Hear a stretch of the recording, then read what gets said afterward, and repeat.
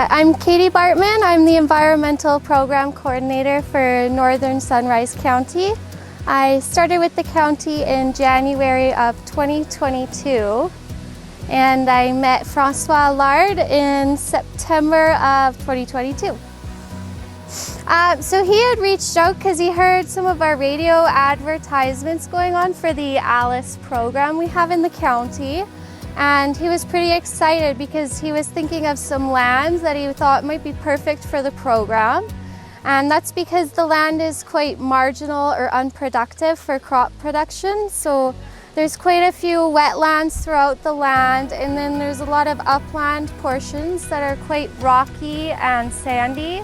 They just don't provide the best conditions for getting a productive crop. So going on in these two the projects behind us, there's quite a few things going on. Last crop year would have been September 2022. And then in the spring of 2023, we seeded a perennial grass mix. We had a few different species in there. That would include some grasses and some legumes, and that was to try and improve the soil, also cover the soil and avoid any weeds. And then that brings us to May of 2024 this year, and we had just under 108,000 seedlings planted with Tree Canada and their national greening program. And in those trees, we had 8 different species, all native to the area. And again, that was to try and speed up the recovery and reforestation of the land. And so in those species, we tried to tailor them to the soil types on the land. In the higher, drier areas, we did a mix of pine and spruce. And then in our wetlands and lower areas, we did more of our wetland species. So we had some willows, balsam poplar, and black spruce seedlings planted in there. So all surrounding all of our projects, we do have quite a diverse mix of native plants. Today we talked about kind of the difference between our grasses, our sedges, and our rushes, which all look very similar, but we typically find our sedges and rushes in the wetter areas. So a little trick to remember those would be sedges have edges, grasses have nodes, and rushes are round. So you would feel that defined edge on a sedge leaf. The grass would have nodes where a new leaf is coming out on the stem, and then rushes you'd be able to roll between your fingers. And then on top of that, we had lots of other species and important ones, like in our wetlands, we had blueberry and cranberries growing, as well as cloudberry. And then some of the woody shrubs like Labrador tea were in there.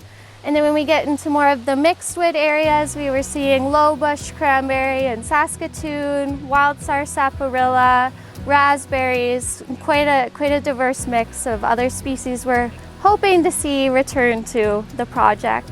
Robb Stavne. I own and operate Sora Ecological Consulting. It's a wildlife consulting company. So we've got pretty much everything that's related to the boreal forests occurring on this property. We have everything from grassland songbirds to waterfowl to amphibians, including western toad, probably long-toed salamanders, definitely wood frogs and boreal chorus frogs. We have all the big game and fur bearers in this area. You would see weasels and martens, black bear, whitetail and mule deer, elk and moose. We've got a sandhill crane breeding pair out in this property as well. We've got cavity nesting waterfowl on the property. And then we've got a marsh complex in the background that's home to trumpeter swans, beaver lodges, and all kinds of marsh activity there as well.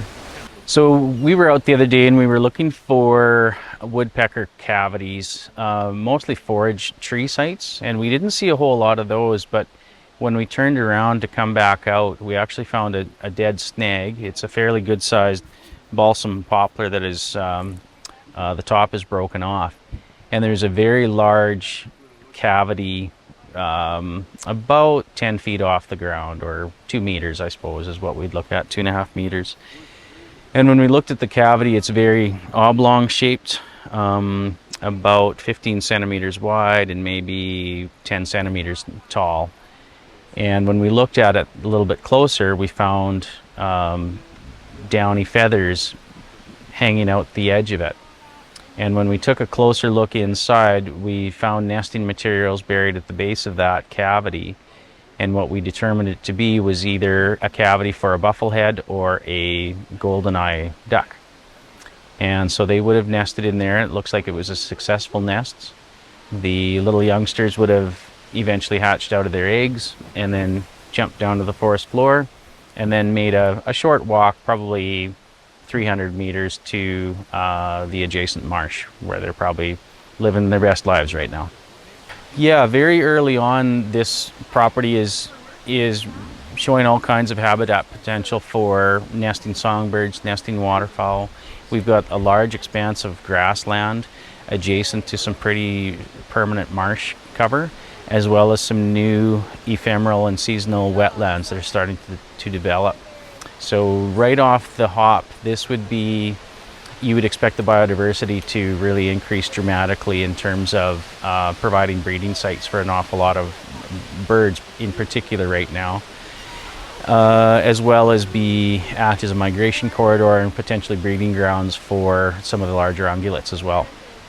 This project will see quite an evolution in terms of its habitat potential. Right now it's very recently been converted from cropland with tree plantings and with perennial cover being developed.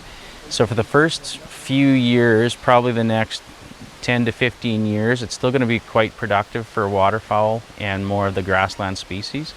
And as that forest matures, you'll see increasing usage by predominantly forest species. You'll see more fur bearers come in, you'll see more ungulates using it for browse and for cover. You'll see it more as another component of the migration corridor for this area.